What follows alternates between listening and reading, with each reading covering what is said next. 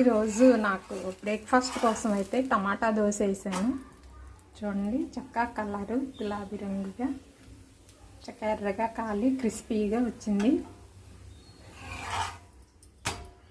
అండి. ఇటువైపు కూడా ఎంత రెడ్గా చక్కగా కాలింది, టేస్టీగా ఉంటుంది.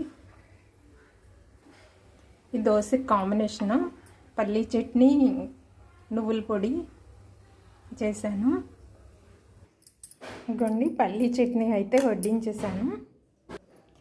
పల్లీ చట్నీ, నువ్వుల పొడిలోకి కొంచెం నెయ్యి వడ్డించేసుకున్నాం.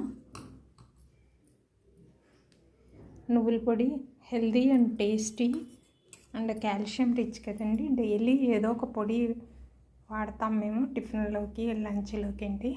సో ఈరోజు నువ్వుల పొడి ఉంది. Thank you for watching. ఈ వీడియో నచ్చితే please like, share and subscribe.